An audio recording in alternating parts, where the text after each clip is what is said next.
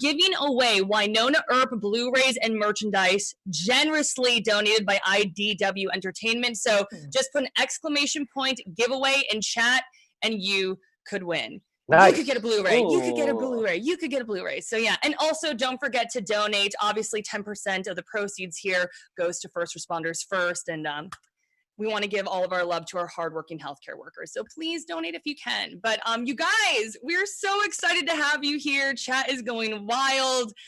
We got Michael in a unicorn onesie, seeing a lot of facial hair. So we're kind of in the middle of Q life here. And last Q panel, life. I asked you guys, like, what have you been up to? But a fan, honestly, Ruthless, wanted me to ask you guys, what is the weirdest thing you've done during this time? And I thought that was kind of a fun spin on this. So let's start off with Mr. Unicorn here, Michael Eklund. I think the weirdest thing I've done is this right now. I haven't worn this. I haven't worn this in a long time, so it gave me a reason to pull it up. Okay, all right, that's the weirdest. Never take it off. It looks amazing. Emily, what about you? What's the weirdest thing you've done during Q life? I'm trying to homeschool my children, so I hope they enjoy being professional like gamers, because it's just a disaster. My little guy and I made a pretty big Rube Goldberg machine, which was pretty cool. So, and I got really into it, so it was pretty awesome. Yeah, okay. I guess that's the weirdest thing I did. Kat, what about you? What's the weirdest thing you've done? God, I think I've been going for drives. Just that isn't inherently weird in itself, but I just go for drives and then I watch cute animal videos on my phone while sitting in the car. Sort of sad, but that's like I was in the rain the other day and I like got a Poke from the convenience store and I was watching animal videos in my car in the rain. I'm sorry, what did you get from the convenience store? The Poke. I don't even know if I'm saying it right. You know, the delicious Poke, right? With the little chocolate dip. So that was me 2 days ago. Amazing. I just need to get out of the house. So the driving is become my thing. It's pretty rough.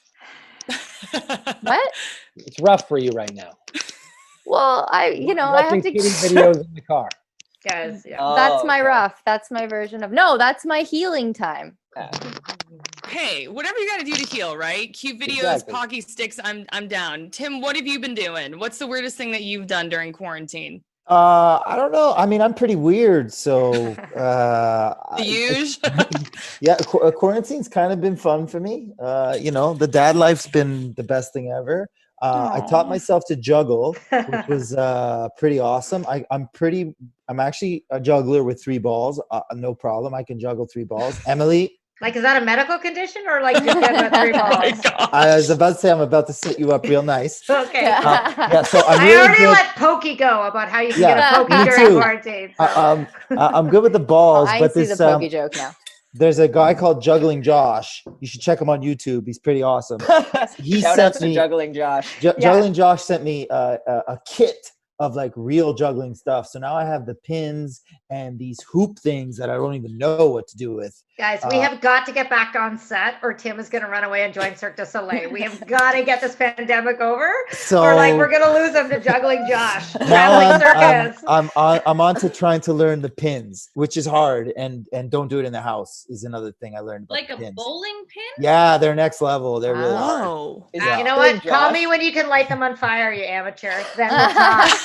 Juggling Josh is Josh by Sci-Fi. Josh from Sci-Fi is actually Juggling Josh. Yeah. Well, thank you for the pins. Tim, I challenge you to a juggling contest. Oh! I've also taught myself to juggle during quarantine. Really? Oh. Wow, y'all are talented. Varun, how are you going to top that? Juggling Josh gets around. How about Varun? What's your weirdest thing, Varun?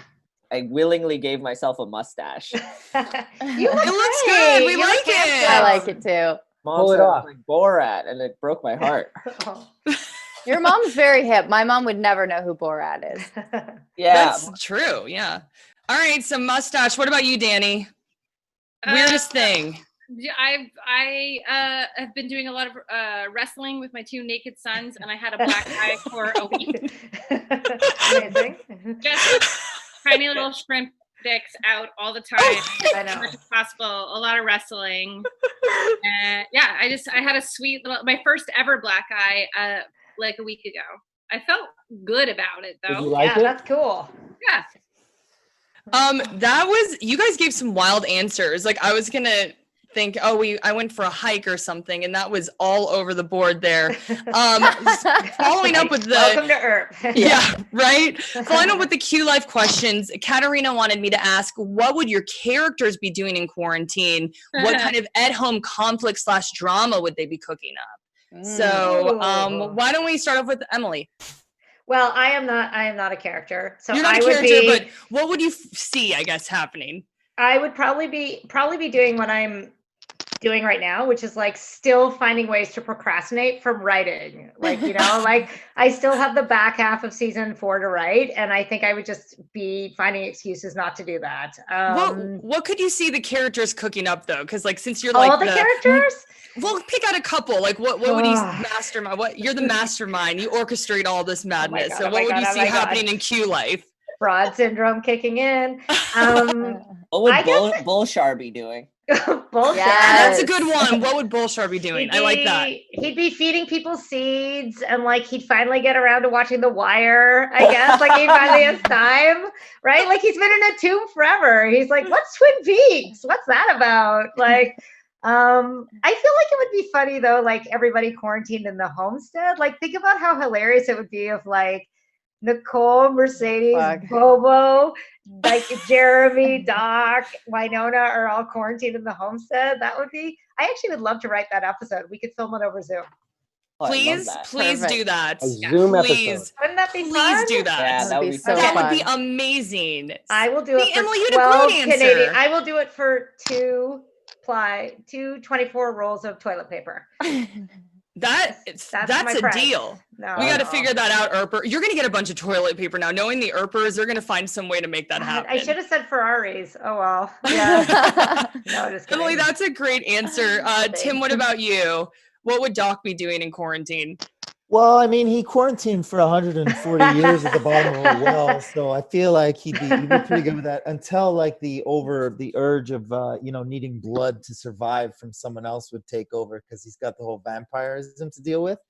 I'm sure it would get hectic, but yeah, there'd be drama somehow because that seems to follow Doc Holliday around him no matter what. Everywhere. There'd just be drama, and he'd shave. What? Okay. I thought you said he would chafe. That's what I heard too. Yeah. Cool, man. Like he didn't stock up on lotion before the quarantine? What happened? I don't understand. I don't. He would shave. Shave. I personally don't know how one chafes. So. You never chafed before? I honestly don't know how you would shave unless you're riding mechanical bulls or something. Well, I'll show you. Your nipples chafe We from can running. offline Yeah, that I was going to say, what about running a marathon? Running, nipples chafe. Okay, we're gonna Nipples chafe when you're running a marathon? Maybe that's Cat. Yeah. What would Nicole be doing during quarantine? I feel like Nicole would be doing everything that I should be doing, like exercising. She would probably I think if she was quarantined on the homestead with everybody else, she'd be like fixing things and getting stuff done and being like, guys, we need to use this time efficiently. So cleaning. And assigning jobs to everybody. Yeah, like fixing all the broken stuff that has been bothering her for years. But she's or that Wynonna is breaking. Yeah, that Wynonna's breaking. So she would force the girls to start fixing it all with her. She would be productive. She'd be productive. She would be 100%. super productive. All right, Varun, what about Jeremy? What's he doing? How's he handling Q Life? I think for sure he would be running multiple D&D campaigns. Mastering all of them. Like he'd be putting in that work to make some cool campaigns for people. I like that answer. That's a great answer. What about Bobo? He's holding a protest. Oh no! Oh no! On Brad. No, I know. No. So hold on. Okay. Bobo's quarantined every day of his life. Okay, he's stuck in the triangle every day. So everybody's just experiencing what he has to go through every day. So. Or Bobo. Or Bobo. Bobo. Sorry, you guys are stuck. Chat, we need to start that. Everyone just needs to be writing poor Bobo all the time. Like, I'm totally down for that. All right, Danny, Mercedes. I can only imagine how Mercedes would be handling this. What do you think? I think Mercedes would be doing every YouTube makeup tutorial that she could find. And like educating herself on like vintage sex toys or something like that. Like she would be like learning, you know. So your normal life. Like improving herself. These are great. I think Mercedes would get a YouTube following from it too. That would be amazing. I feel like Mercedes would single-handedly go through Tinder and be done Tinder. Like just go through all of Tinder and be like, I thought everybody. Yeah. If a woman could do it, it would be Mercedes for sure. Yeah. So talking about all the weird stuff in quarantine, we got to roll this group video question that we got. We showed it to you guys earlier, but let's roll it for the chat really quick. Hey, what up? It's Soul Fam. So this question is for the Wynonna Earp panel. So we've been on this Zoom call for like 5 weeks straight now, and that's including while we're asleep. Some people might think that's a little crazy, but whatever. So what's the craziest thing you guys have ever done? Clink, clink. Clink, clink.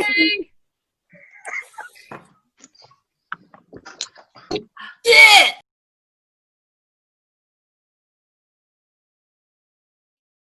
Oh my god. But what was their question? Yeah, I we're forgot. back live, you guys. We're back live. So we showed you guys this video, and yes, they have been on a Zoom call for weeks, and they wanted to ask you guys, what's the craziest thing you've ever done? So not just in quarantine, like period. Their question is, what is the craziest thing you've ever done? Danny, I'm gonna start with you because for some reason you're popped up first in my Zoom chat. So look at you. I Zoom chatted with all of those people today. They've had their camera on for 5 straight weeks. And I was like, are you guys going to rob a bank? Because a bunch of them had masks on, and it was very terrifying. But also like... And clown makeup. Clown makeup. Yeah. Super scary. But also like, how fucking cool is that? They were talking about how they can like leave the room and come back in, and they have a whole bunch of people in their home with them, and just like how nice and comforting and beautiful that is. That's really incredible. That's I don't have an really answer to your question though. Sorry. She pleads the fifth. What about the rest of y'all? Craziest thing you've ever done? Emily, you want to answer? No. God, no. I'm so. Plead the fifth. Tim. Well, I've done a lot of crazy things that involved a lot. There was one time that I was in Honduras or Guatemala, and I was driving in a van, and it was one of those vans that had 2 sliding doors on each side, and I thought it would be awesome to go out while the car was driving down the highway in Guatemala, out one door, climb over the roof of the van, and come back in the other. And I did it while we were doing like 120 kilometers down this highway in Guatemala. Oh my gosh. Don't recommend that to anybody. Oh my God. That was awesome. Well, in my defense, I got bit by a scorpion the day before, so I feel like I was still invincible. Oh my God.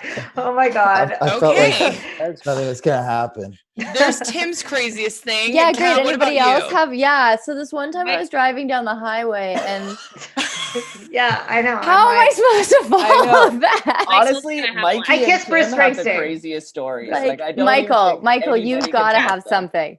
Tim and Michael. They just seem they're so normal to me, though. Well, they're exciting to the rest of us. I'm gonna piggyback Tim's, and I was in a fight once, an argument with an ex, and we were in a car. Ooh, I'm getting my tea.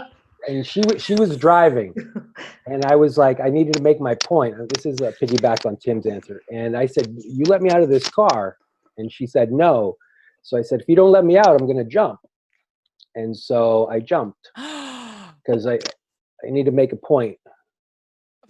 How did that go? Did it feel really good to be right? The part 2 of the story is she, about a week later, did the same thing, and she jumped Oh my God. from the moving car to end an argument, and then we got married 8 years later. Aww. Well, that might top it. I don't know if I know. Mine is like I turned left on a yellow. I'm like, guys, yeah. But the end of the story is we're now divorced. But what a ride. What a ride. What a You only ride. live once. You only live once. Come on. Next time All I'm the gonna go layers. with either one of you guys, if you don't do something exciting, what is the point of anything? You guys, those are crazy ass stories. Yeah. For some Wow. reason, I'm not surprised that came from Tim and Michael, though. Yeah. So, yeah. Every time I go to a breakfast with Tim, it's a crazy story. And then when I go to breakfast with Mikey and Tim, I just sit there and listen. It's amazing. I just don't. They've lived lives I can't even know. comprehend. It's So amazing. normal. Seems All so right, normal. so I don't think anyone's going to top them. So we'll go to the next question. Katie submitted this one. This is fun. It's become a sort of tradition for you, Kat, to give us awesome fanfic prompts during panels and interviews. May we have another prompt, maybe with some ideas from the rest of the panel as well. Maybe the whole cast can help concoct one. So, Kat, maybe you can take the lead here, but if you all want to chime in and give the Earpers some fanfic prompts, I'm like, let's do it. Oh man. Okay. Well, I don't want to do the quarantine one because we kind of already have that, and that's a prompt Yeah. you guys can use for sure, which is great. Okay. Let's say that the roles were reversed and Wynonna was at the bottom of the well. Okay. Gasp. Somebody take it from there. Wait, we continue the story? Yeah. Continue the story. Oh, okay. Oh. Oh, guys. I'm picking randomly. So- Bottom of Wynonna was in the bottom of the well, and she was 7 years old, and she only had one leg. Okay. Emily? Oh my God. There's no bad ideas when you're brainstorming. There's just ideas we put on the maybe pile. That's all I'm gonna say. She throws her other leg Okay. up out of the well Yeah. with a rope attached to it. I feel like this is a lot less sexy than a lot of fanfic. No, Varun's gonna make it sexy. Watch Here this. it is, Varun. Okay. Good luck with the 7-year-old and the one leg. Good luck, Varun. Bring the Varun. sex. There's a Varun, rope and there's anything? a second leg above ground. No, Varun? I'm just going to the darkest places, and I realize this is like PG-13. Oh, go there. I love it. Go. Come on, Varun. Take us there. A necrophile gets a hold of this leg, and this is not a good situation. It's amazing. Okay, Tim, what are you going to add on? Flash, way hot high school. Way hot in high school. They meet in high school. And this time Nicole's the cheerleader, and Waverly is the basketball player, and Bobo's the principal, and Mercedes is gonna make Jeremy a man. Go. Oh, Okay. Love it. Whew. Wow. Or necrophilia, whichever one you guys pick. Yeah, pick one or choose the one or the other.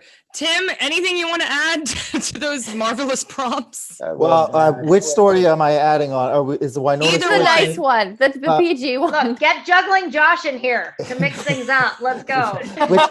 The Wynonna story ends with her waking up in a sweat at the homestead, freaking out from the insane dream she just had.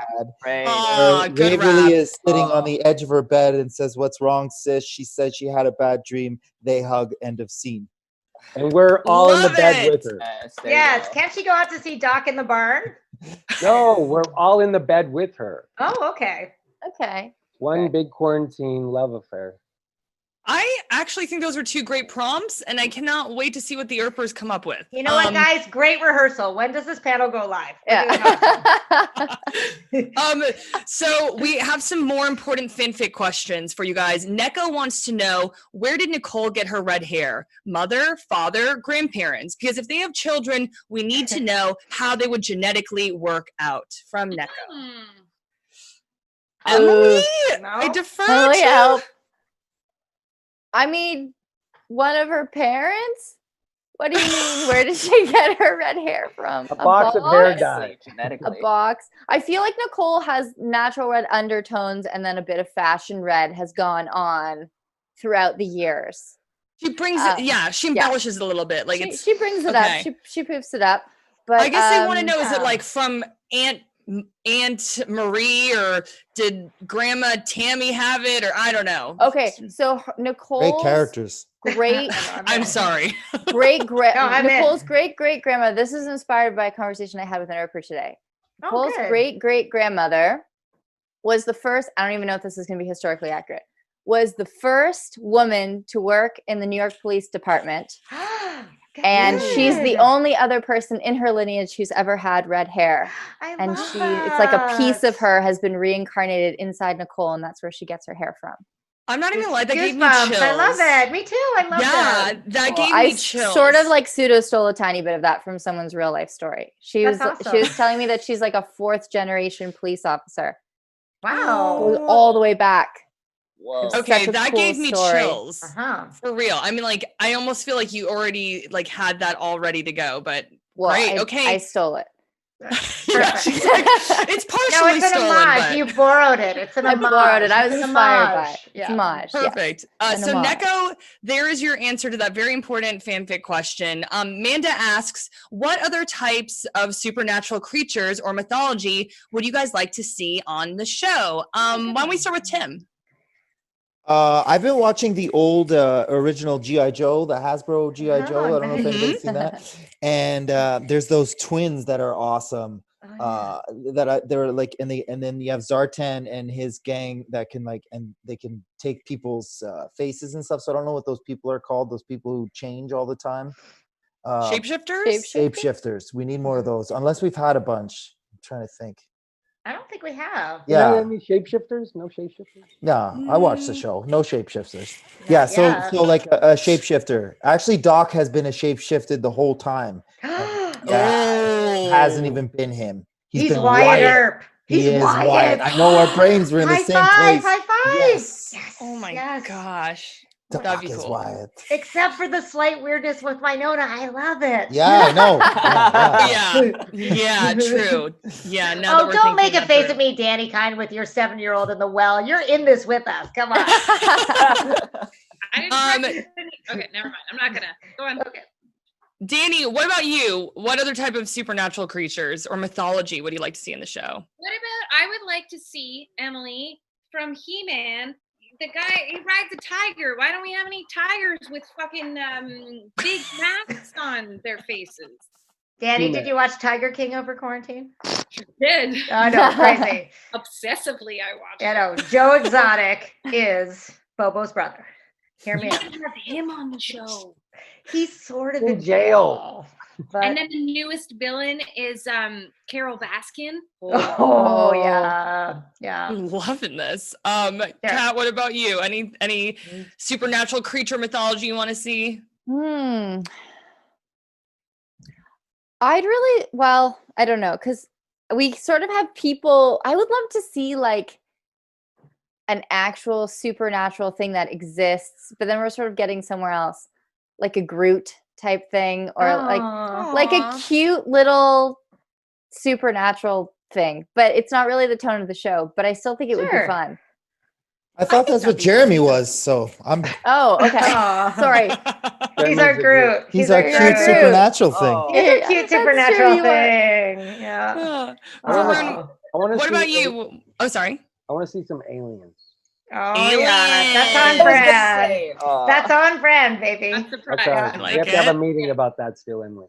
I love I'd that. love to. I'd Also, love to. don't you know a couple that you could just call and ask to come on the show? Yeah, seriously. Get on that, sir. They Michael, want I'm us. ready. Anytime, baby. I have time. I'm ready. Yeah. Varun, what about you? I was totally gonna say what Michael said. Aliens. I just think that would be cool. Okay. Emily? I would just like to have enough money to have like 6 of anything versus like Aw. 1.5. Just kidding. I'm super happy. That sounded mean. No, I'm good. I'm good. I think our special effects are amazing. I think our special effects in season 4 are really good. We have a new team and the stuff I've seen is really, really good. I'm pretty happy. I appreciate that the fans are here for the cast and the actors and they don't care so much if like, I always say you can see the zipper up the back of the werewolf costume, but I still think we do okay. That being said, 7 You Godzillas. do more than okay. Godzillas. Several Godzillas. Godzillas. Okay. Oh, I'm down for that. That sounds amazing. And you guys, I just want you to know this fan base is so passionate. I literally had people sending me questions being like, how can I help the show be successful from Norway? How can I help the show from Germany? Like, it's just, it's palpable, the love for the show. So, I mean, y'all know that more than anybody, but yeah. Case had a fun question. She wanted to see if you guys could tell us about any season 4 on-set pranks. anything that happened while filming season 4? Anything coming to mind, or like a good memory? Yeah, I have one, but it's a Melanie prank, and I almost feel like she should be allowed to tell it. Do you guys know what I'm talking about? No. Varun and Tim, you do.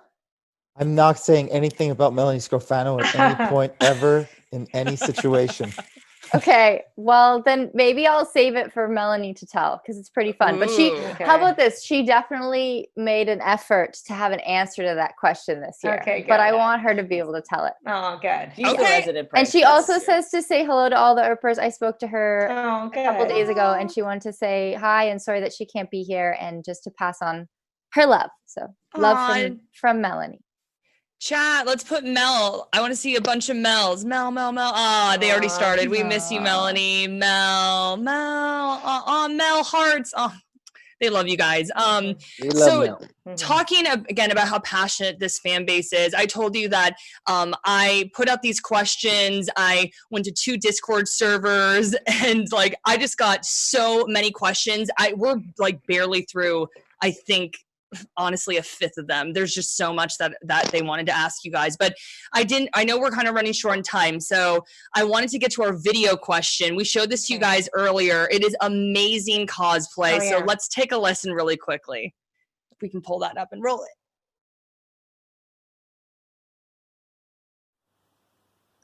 Hello, HomeCon. This is Seb, and I would like to ask a question, or 2 questions really, to the Wynonna Earp panel, to Tim and Mike in particular, but also to Emily.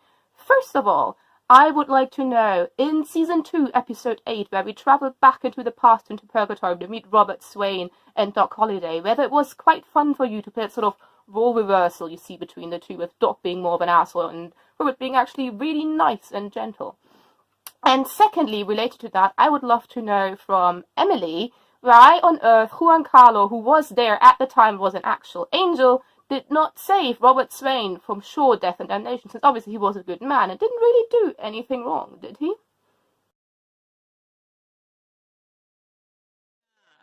It's about what you would do to fix peace in the Middle East. Ready, set, Okay, go. so we're live again. And so Tim unfortunately did not get to see this video beforehand. We had our dress rehearsal, and for some reason, Tim was in some VIP dress rehearsal. I wasn't really away from the rest of us, like top tier. A special one. I wasn't privy to what happened, but so the question is for Tim and Michael. And Tim, just to kind of describe to you what was in the video, it was just honestly dope ass Bobo cosplay. I don't know how else to describe it. One of the best cosplays I've ever seen. Yeah, it was amazing. It's a girl, and she had a beard, and she had the hair, and she had the eyebrow, and she had a lot of people missed the eyebrow. Yes. No, she had the eyebrow. No, it was like perfection. so good. And then she asked 2 questions for you guys. The first one's for Tim and Michael. I would like to know in Season 2, Episode 8, was it fun to have this role reversal with Doc being more of a beephole and Robert Swain actually being nice? What's a beephole? A beephole. Blank hole. Oh, yeah. Well, first, you want to go first? Well, yeah. Bobo's got an eyebrow thing?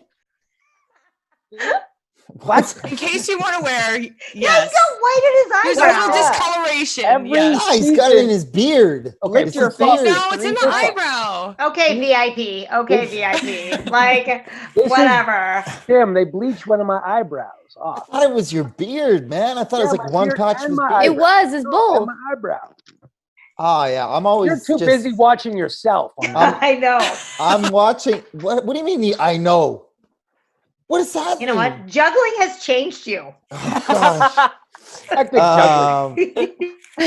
yeah, listen, any scene with Michael's amazing. And the other thing that you guys don't know about watching it, but we filmed that scene in this, like, probably my favorite set. It's down in like a real functioning Western town that not only can you film outside, but they're fully functioning sets that you can go inside. So we're like in a Western town. Everybody was dressed in the Old West stuff. So it was like, we got to make this little mini full-on cowboy movie in the middle of Wynonna Earp. It was awesome. And any scene with Mikey, I'm excited because I don't know what's going to happen. And it was fun to actually really to do that, because the first time I met him, the first scene with him was him stepping on my face, that iconic scene, and he put that cigarette out on me. It's like just pure power dominance. And then this other scene, we actually had the cigarello again, where we kind of, I was blowing smoke in his face, and we did that as like a little homage Easter egg to the first time we had a scene together. And it was awesome. It's a great story. And we threw in the hat. Oh, yeah. So in season 1, I take Doc's hat, and you never touch a cowboy's hat. Yeah, and so I took. Yeah. So like in season 1, I didn't know Tim. You know, we've never met until this show, and so I came on the show, and they have already established it. So I was really nervous and insecure about coming on in their show, and Tim's in character as Doc like all day. So I had to step on his head on my first scene on the show, but he was so cool. I knew I could play with Tim, but we worked out this gag where Tim's like, "You don't touch my hat. You can do anything else. You can touch it, but you don't touch a cowboy's hat ever." So I took his hat. Oh, wow. And then I smelled it, and I did my thing. So then we did a little play on that in the flashback when it was Robert Spain and Doc Holliday. Doc takes, you took my hat, right? Yeah, that's correct. Yeah. I love this. There's a lot of like, games that we play when me and Tim play, when we work. Obviously, everybody's And noticing. then I took your hat again when my hair goes white and the knife is stabbed you in the thing. Yeah, that's correct. That's the day you licked my eyeball. Varun was there. Exactly. That was my first scene with Varun. Yeah. That was my first scene. That's And why I I'm took your surprised hat. you didn't notice the eyebrow. You got your face licked by Mikey. Yeah, I'm always just looking at Mikey's eyes, not his eyebrows. Oh, wow. Okay. I love how we go from this like really touchy moment, and then it just kind of goes to eyebrow licking, and I'm like, okay, cool. Derail a little bit. Me and Tim are working in like a little love scene between us for years now. And Aww. Fanfic prompt. I know, seriously. Oh, they're out there already. Emily, the second part of that video question was, why was Juan Carlo an actual angel? Why did he not save Robert Swain from death and damnation when he's a good man and didn't do anything wrong? End quote. Oh, good. Notes. It's good. It's good to get notes to keep you like fresh and remember what that feels like. Like, I think that this is too like weird, but I think one of the big themes of the show is free will and how humans have it and have the choice to make, like, is Wynonna just destined to do all these things, or does she have any choice in the matter? And I think the characters in our show are constantly kind of like coming up against that. Like, do we have any free will, or has destiny already decided how things are going to happen for Bobo or Nicole or anyone? So I think Juan Carlo kind of, if he was an angel, he was never allowed to interfere, right? As much as he knew that Robert Swain was still in Bobo, I think he had to let Bobo make his own choices. Do you think that's fair, Michael? Well, I think if you step in, you're robbing them the right of redemption. That's it, right? You have a choice. So just like real life. Yeah. That's a great answer. Yeah. Michael, I definitely want to get this question in. This is from Kasha, and she originally sent me an essay, but I shortened it down to 2 sentences. Okay. So basically it said, Michael, I'd love if you could address Bobo's storyline over the course of season 3, any insights you might have, or reflect upon playing such an incredible and complicated character over the past 3 seasons, because without question, Bobo is complicated. So take it away. Where to begin on that one, I guess. It's all, for me, it's all, if I could crack Emily's brain open and just let it spill out, I would have all the answers. You would find mashed potatoes. I would mash potatoes. But for me, all I can say is from season 1 to season 3, it's been a Bobo journey for myself. I never know where he's going to go next. But I've loved the decline of Bobo from season 1, who's this powerful figure, to season 2, he's gone a little bit insane in the insane asylum, stealing women's coats, to season 3, where he's stripped away from everything. He's, if there's any humanity left in him, it's been stripped away. Even his revenant gang has been stripped away. He's alone. He was alone for the first time, to the point where he actually had to wear that awful rubber suit. Oh my God. It was so hot on set, Michael. I'm so sorry. Where if anybody, if the It was fans like are wearing watching a portable sauna for it Michael was, Eklund. it was made out of Awful. rubber, recycled rubber tires, and with a rubber beret, gosh. a black leather beret. And I do you remember where I almost fainted? Yes. And I had to run off. I've never run off set. No, you're the guy who's like shovel the snow on top of my face. And I'm like, no. Like the fact that you almost fainted, I'm sorry. I had to walk off set and just rip it off me because I was like, I'm dying. Yeah. So, but it was perfect because that's Bobo. You know, Yeah. he's just like in this horrible, silly. Yeah, I deserve this. Yeah. You know, anything that was like cool or powerful or masculine about Bobo was just stripped away completely. And so it was hard as an actor to see this character that I love playing so much be such a loser in season 3. But it's for the sake of the show. And as an actor, you can't take it. You can't carry your character with him where it's affecting you personally. And Bobo does that for me. You know, I'm very protective over him, but I trust Emily so much that I'm just like, okay, let's do it. Let's do it. I'm sorry. No, don't apologize. It's been the best out of like 20 years. It's been the best role I've ever played. Oh my God. That's lovely, Michael. From the I still remember talking to Michael Eklund for the first time and being like, so I don't know, maybe you could come play this guy, Bobo Del Rey. I was so nervous. You called me and I was in Germany and you called at 4 a.m. So classy, first of all. You wanted to have a meeting and you said, okay, and you pitched 2 characters that I could play. And you pitched Bobo Del Rey and you pitched Wynonna Earp. And you said I could play either one of them. And my answer was, how many episodes is Wynonna Earp in? And you said 2.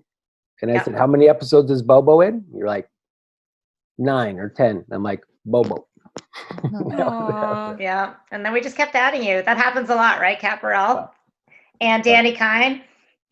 You're so suited. I cannot see you ever playing anyone else. That's all. Thank you. All our characters. It's all right here in this woman's mind. No. Yes, and you always apologize, but we love it I just so think much. I appreciate that, but there's no way. I've never been on a show where the actors elevated the material so much. Like it's so beyond my wildest dreams. And one of the biggest gifts is when I get a scene that you guys have done, and you've done it in a way that I never thought it could be done, but I trust you guys so much that it's always so delightful and exciting, and you feel brave enough and confident enough in the material to take chances that I think the fans here respond to. I've never had a cast like this that just made me feel like you guys make me and the show look amazing every single episode. It's such a gift. So we have that on video. I cut it off. I got the feed. No one's it's listening. in. We got it. Guys, chat is like, this is so emotional. You're making me tear up. You are a gift. You guys are getting me emotional here. Talking about Emily's incredible mind, I thought this would be a fun one to kind of transition to. Vanilla Dip asked, what's your problem, Andress? Let's bring it down a notch. Vanilla Dip asked, and this is for Jeremy too, could we get some insight into how Jeremy's powers were created from the writer's room? It's very original, to say the least. So how do you guys want to answer that? For a second, I thought you were like meant it as a pun, and then I forgot his powers come from his groin. Yeah. But remember the story of like how he's like, he was like in a car accident, and then he was like stuck in the car with his mom's body for days. I always thought that was pretty crazy. I think that like it made him like, that's why he's such an empathetic guy. I think he knows what suffering actually is. And then you wouldn't like see that if you look at him. You know, he's so No. cheerful and joyful. But I think that's precisely why, because he I doesn't think- want anyone to I think that's Jeremy's true superpower is his just immense empathy. Just like more and more in today's world, I feel like that is so unique and it takes so much bravery to be like that. And I think like you just see it when Varun's on screen too. I feel like you yourself, Varun, are so much like that. It's really amazing, the marriage of character and actor. But also I think that's what Jeremy brings is he's just so brave enough to like do the right thing and be empathetic all the time that like, yes, I love the supernatural stuff and I know we'll explore it, but just he is a miraculous in that he's not necessarily the strongest, but he's so brave and always fighting for everybody else. not hard for me because I like love all of you guys so much. Aw. I'll say this about you, Varun, is like we've only gotten to know each other while working on the show, but you're so empathetic on camera and off camera that it makes my job harder to be mean to you. Aw. Yeah. Listen. You still do it, Michael. Yeah, get in there and lick his eyeball. Come on, let's go. Yeah. Your eyeball's next. Danny, I have a question for you. This one is from Tilly and Lauren about Wynonna and Working Moms. Danny, how did you prepare for the role of both Mercedes on Wynonna and Anne on Working Moms? For Anne on Working Moms, she is a hybrid of a lot of women that are in my life already. My sister, my best friend, there's like qualities of all of these women in that character. So every time I feel lost with her, I kind of lean on that. And I have an amazing coach that I work with to prep for that. For Wynonna Earp, I don't know what I'm doing 99% of the time. Remember when you got cast as a realtor and then you showed up and we ripped your face off and then we put you in a giant dress with a rotting face? Yeah. I And like one time Danny was in the van with me and she's like, I just want to know what I'm doing. And I was like, I gotta go. I don't have time. In the car, you were like, hey, Danny, you said all this stuff. And then we were at set and you got out and I was like, I don't know anything more. I know. Danny, do you remember you and I, we met for the first time, like we were going to shoot the next day together. And we met for the first time in the workout room of the hotel. And we both were like, wait, what's going on? What do we do? What are we supposed to do? Because we didn't know the tone or anything. Like we were a bit, it was Legit, so funny. No, dude. And also you were like, hi, Danny, I'm on Working Moms. I was like, you are? Who are Love it. Too funny. Tim, I have one for you from Orange Scissors. They wanted to ask about mustache maintenance and what products you use. Oh. The mustache is not my department. It belongs to a gentleman by the name of Gunther. For 4 years, he has the actual dimensions of the mustache. The first thing he did was bring out his dimensions when I came back for season 3. We filmed a video of me shaving this time, but he came out with his ruler and checked everything, and he was quite content. And it was funny because he was actually a little shocked, and he was like, "Ooh, we need to take it down." So it was a big deal for him that he had to take a little bit off this year. But I don't touch it. That's a real mustache thing. You're making it sound like that. Yeah. Your mustache is real. Yeah, 100% real mustache. Yeah. Tim, Like can you you're tell saying- everyone exactly how many days it takes you to grow that mustache? Yeah, it takes 92 days. So Tim will say, I just need 92 days from the first day of shooting. I need that warning. And I'm like, okay. 92-day warning. Love it. Yeah. Will we ever see a mustache list? Will we? Doc? Mustache list Doc? No? These are not. That's way above my pay grade. I show up. I hit a mark and I say Tim wonderful pleads the words fifth. by Emily Andress and her wonderful group of writers. Okay, pleading the fifth there. Jeremy, we got a fun one for you. This one is from Kesha. What are your hopes for Jeremy and Robin's relationship moving forward? And we often hear about Way Hot, but what's their couple name going to be? Yeah. Jetri, I think. Yeah. I think that's the name. What is it? Jetri. Who came up with Robin's last name is Jet. Ah, okay. I'm down. What do I hope for? You got to watch season 4, baby. Okay. What about a dream date? Spoilers. What would Jeremy's dream date with Robin be like? You know, As sad as this sounds, I think it's the same thing as a private D&D campaign together. Yeah. Aw, that's super cute. Kat, we have a question for you. What little arguments would domestic way hot get into, if any? Forgetting to Oh. wash dishes, hair in the shower, etc. Oh man. What arguments would they get into? I think gosh, it's a good question. I think they live really well together. I do think they live really well together. I think it would be things like Nicole. I think Waverly's so in the moment, and she would like do the dishes and leave them on the counter and be like, let's just go to bed. Like, we don't need to. And Nicole be like, but I have to wash them before we go to bed. Like, I don't want them. They're going to smell weird. And then I think it would be things like that where she would have such a hard time like resisting anything that Waverly wanted to do, but she would be like slowly cleaning up behind her.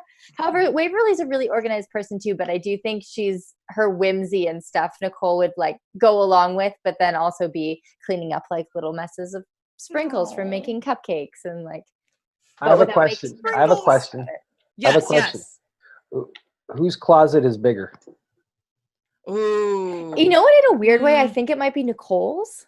Really? Like you would think it would be Waverly's, but because I think Nicole would have like her uniform, and then she would have like her outdoor gear, and then she would have her normal day clothes. So she would have lots of sets. Because I think Nicole's so practical that she has like the shirt and the pair of pants and the boots for every specific activity.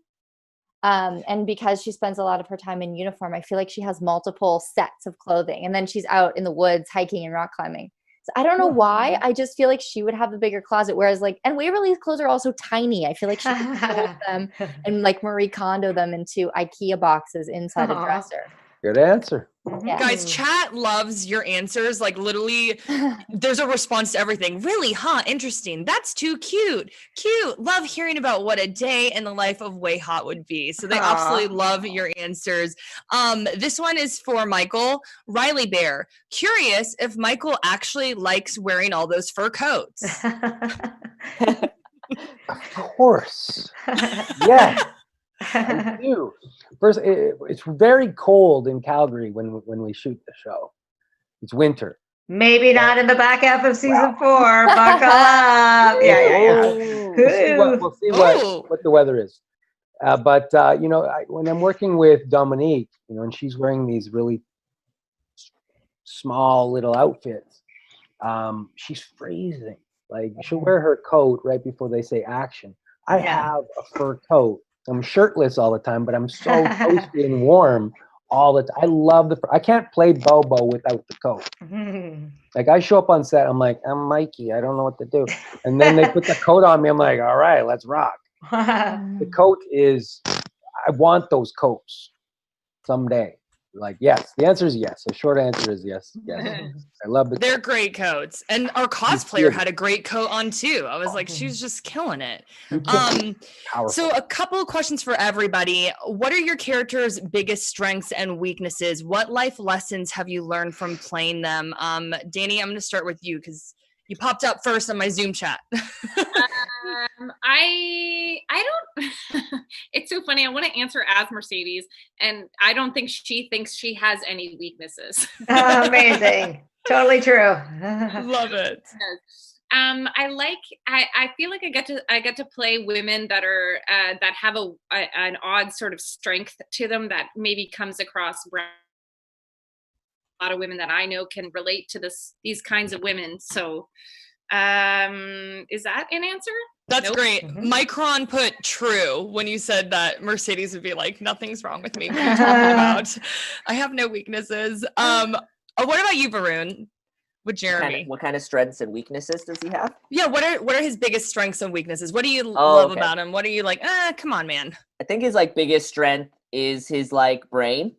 You know, I think that he can logic and figure things out at an incredibly high rate. And I think the empathy we talked about too, it like plays a lot into that. He's always putting people first. And that's like such a wonderful thing. He's not putting himself first in any of these scenarios. And I think his biggest weakness is he doesn't know how to interact in social situations. Like he always puts his foot in his mouth. And he's always saying the wrong thing. You know, but he's trying. Aww. But I maybe a wild man in bed. I think we need Oh, to I didn't say D&D. They're completely naked. That's wild. Oh, yeah. my God. Yeah. Michael, what about you? What are Bobo's biggest strengths and weaknesses in your opinion, and what have you learned from playing him? I actually I think a lot about the characters I play, so I thought about this one, and I use a lot of myself. So I think for Bobo, his strengths are he never gives up. He just keeps going. He just keeps going, no matter what happens. He keeps the guy. You know, he tries. Like he's dedicated to getting out of this triangle. And his weakness is he trusts everyone. He trusts Willa. Look what happened. He trusts Doc back in the 1800s. Look what he did. He trusts Waverly. She melted my brain. Like everybody Bobo trusts, you know, eventually, is he really the bad guy? Really? Because, you know, he trusts everybody and they all screw him in the end. But this is me playing him, so I have to see it this way. Poor Bobo. It's in chat right now. The lessons he's learned is swans do not mate for life. Oh, heartbreak. And by the way, chat just says sad Bobo, poor Bobo, over and over. Oh my God, there's so many. It's just a waterfall of poor That's my Bobo. plan, is everybody just feel sorry for Bobo. Aww. Okay, Kat, what about you with Nicole? I think Nicole, her strength is that she's very good at taking care of everybody. And she's like the type of person where if she says she's going to do something, she will never let you down, no matter what. And I think her weakness is almost the flip side of that. I think it's that she has a really hard time asking for help and accepting help, especially when she really needs it. Your answers are giving me chills again. You guys are just too good at this. Those are good answers. Yeah. Tim, what about you with Doc? Doc is very complicated as well. So biggest strengths and weaknesses, any life lessons you've learned? I mean, I definitely think patience is a big thing whenever I think of Doc Holliday. You know, he's really good at learning to be alone. But I think that's also his weakness, that he doesn't have to be, maybe. But I don't care about that. I want to say this about Jeremy. I loved season 3 arc of Jeremy. I just want to say this because I noticed how much he started sticking up to himself with Wynonna. Yeah. You know what I'm saying? From like where he came in 2 to 3. I know it has nothing to do with this question, but when he was talking, it reminded me of it. Because as kind of empathetic as he is, he's also starting to like find his groove, baby. Like, you know, I love it. And even Tetchy's got his groove back. Season 4, I love where Wynonna and Jeremy are at. Like, that's one of my favorite relationships. It's just because you kind of see his growth through her. Yeah, I guess you see all of our growth through Wynonna. But like, it's so exciting to have the interactions change over time. Yeah, it's one of my favorite little relationships when I watch. And as a fan, I remember that season 3. Like, just every time I saw those two interactions, because they had grown so much, which is great. Yeah. That's in the writing and the acting, so it's great. And I just remember every time that came up, I was like, "This is good stuff." Tim, I just wanted you to know that chat loved your answer. They put. Default Slug said, Tim is a precious cinnamon roll, 4 hearts. A Cinnabon roll. Oh, Cinnabon. There we go. Okay. Emily, I want to know what life lessons you have learned from orchestrating this entire show. I can't imagine, because you kind of have a part to play with all of these different characters. So what have you learned in this whole process? Well, I guess I would take... Probably the biggest thing I've learned is from the fight for Wynonna whole thing that happened for season 4. That was really hard, I think, when season 4 went down. It was so unexpected. I feel like this little show, so much of its charm has been that it's an underdog and it's been a big fight the whole time. Not a horrible fight, an amazing fight with incredible people, but just I feel like that's part of our charm. And when season 4 went down, there was a long time where I knew it was going to go down. And finally, I kind of was like, oh, we can't really do this alone. I kind of have to take a chance and see if we can rally everyone who has ownership of the show. And that means like the cast and the fans. And I remember emailing people on this chat and saying like, I think I'm going to do this thing on Twitter. And you guys were all amazing. Kat, you were like, fuck yeah, let's do it. And I guess what I realize about the fight for Wynonna more than anything is like life is hard, so you might as well fight for what you want. Like honestly, that's the truth. It's always going to be hard, and like you can't dodge how hard life is going to be, and you can't necessarily like hide yourself away and hope that everything works out okay. It's going to be hard anyway, so you might as well like fight like hell for what matters to you, because then you won't feel helpless. You'll feel like you made a difference. And I just feel like that's a lesson I want to take, is like I really know what's important to me and what matters to me, and this is one of those things. So thank you very much. That's a great answer. A beautiful answer. Everyone's like, we love Emily. We love Emily. All this M love right now in the chat.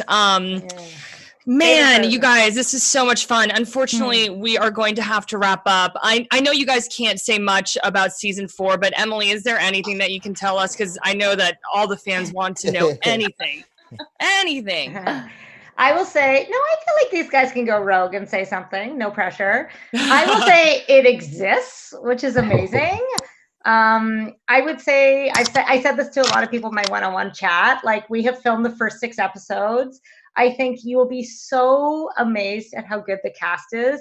Everybody came back just like at full strength, but they just pushed themselves, and the stuff they delivered is so funny and so good and so rich.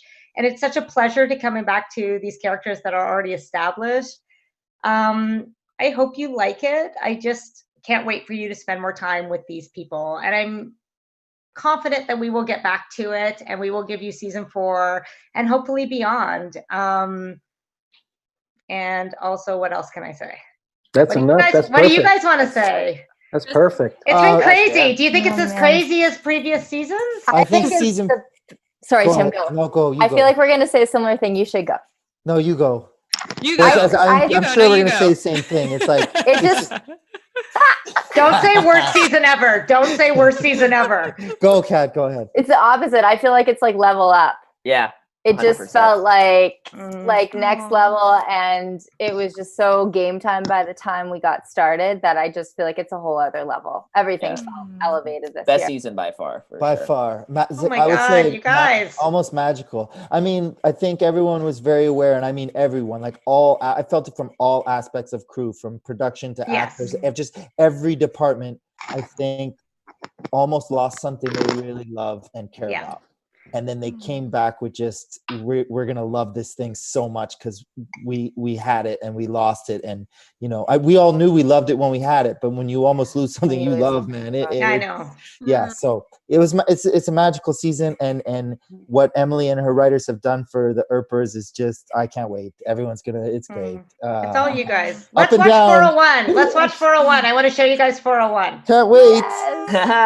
Does Can't anyone wait for else want to the come? Oh, I can't see the insanity. chat. Sorry, guys. Chat is going nuts, you guys. I just want you to know, like, I have never seen such an active chat. I just constant emotes. I can't even catch questions sometimes. And there's a lot of Is it mostly fight. the jugglers? Is it the juggling community? Unfortunately, not as much about the juggling, but a lot of fight shit. for Wynonna and a lot of win for Wynonna. And just hearts. They love you guys so much. Unfortunately, we have to wrap up this amazing panel. You guys are fantastic. Thanks, Thank you so Jackie. much for doing this. Yes. And a big thanks to IDW Entertainment for generously donating the Wynonna Earp Blu-rays and merchandise that we gave away in chat. We love you, Earpers, so much. And again, don't forget to hit the donation button under this video and help out first responders first. It was such a gift to see you guys this was weekend. so we love you wonderful. guys so much. Thank Thank you. Thank you. Thanks, Jackie. Thanks, Yes. HomeCon. Bye, everybody. Bye. See ya. Earpers, Earpers, Earpers, Earpers, Earpers.